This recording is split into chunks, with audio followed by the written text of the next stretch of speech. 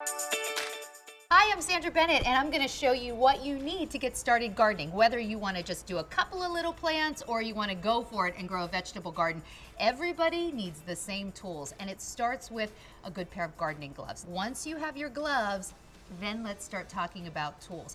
Okay, so if your ground is solid and you've never gardened there before, you're definitely going to need to turn it. So you're going to need, pretend this is larger, you're going to need a bigger shovel to overturn the dirt. I like a rake to sort of just smooth everything out.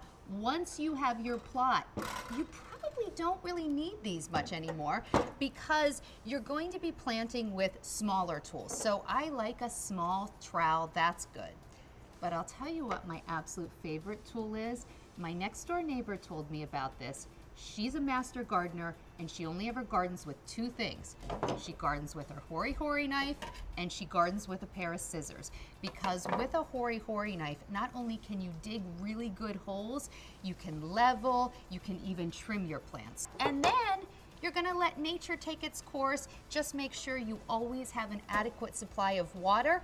And then, I mentioned those scissors. Scissors are great because as the season goes, you're gonna wanna trim your plants. So if this were in the ground, I could come over and just sort of cut it to size. And it's also good for deadheading all those dead flowers. And that's pretty much all you need to get started. So don't be afraid, go for it.